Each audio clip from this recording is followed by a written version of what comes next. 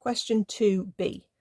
Find the equation of the tangent to the curve 4y squared minus 7xy plus x squared equals 12 at the point 2, 4. So this is a mixture of x's and y's all together, and this is our implicit differentiation, okay, that we've got to do.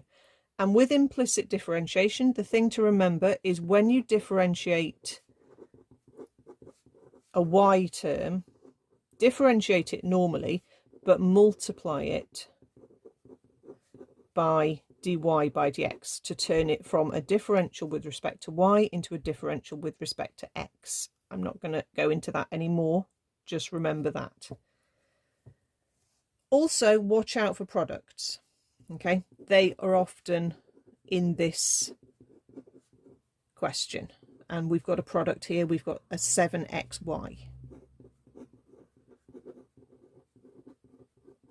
So we differentiate along the line. You do not start with dy by dx equals. You just begin differentiating. So 4y squared will differentiate to an 8y by bringing the 2 down and y drops a power. But because it's a y term, we multiply it by dy by dx. Okay, I'm going to put a minus and open a bracket just so I'm not going to mess up my signs when I do my product rule. Now in my product rule, my u is going to be my 7x, so my u dash is 7.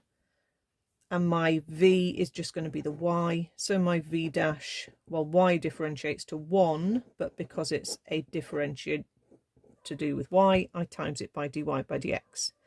So notice I don't have the 7 on both terms, I just have it on one of them, okay? Or I could have even put the 7 outside the bracket and just took my product as xy. That would work as well. Okay, so I'm doing it this way. My product rule, remember, again, we've used it on part A, we're now using it on part B. It's uv dash plus vu dash. So it's 7x multiplied by 1 dy by dx. That's the x term staying still and the y term differentiating, plus, and then we're going to have a y times a 7. And that's the x term differentiating and the y term staying still. Okay. If you don't put the bracket around, then you might miss the fact that that term needs to be negative as well when you multiply the bracket out. So be careful with the signs. The next term, x squared, is just going to differentiate to 2x, and it's an x term, so you don't need to put a dy by dx in there. And the most common mistake is people keep the 12, but remember, numbers disappear when you differentiate. Okay. Now we've got to rearrange. So I'm going to multiply out that bracket. Okay, bear with me. So that's a minus 7y. I'm now going to keep my dy by dx terms, and I'm going to factorise the dy by dx out. And I'm going to hop the other terms across. So 7y goes positive and 2x goes negative.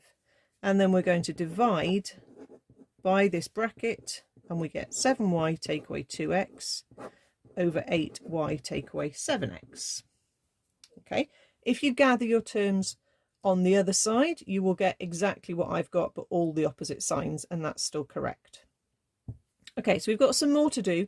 We've got to find the equation of the tangent to the curve at this point.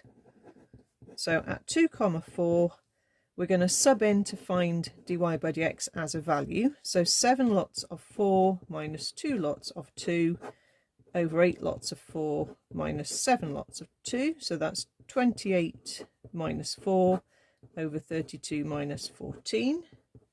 That gives us 24 over 18, which is 4/3. We're finding the equation of the tangent anyway, so if it had been the normal, we would perpendicular that gradient, but this is the gradient we want to use. And then we're going to sub it into y minus y1 is mx minus x1. Of course, you could also use y equals mx plus c, but I just prefer this way to do it. So we've got the coordinate already. Y minus 4 equals 4/3 bracket x minus 2. It doesn't say how to leave your answers, so I suppose we could leave it there, but I will just do a little bit more to tidy it up. So take the 3 up onto that side, times out with the 4, and maybe just bring these numbers together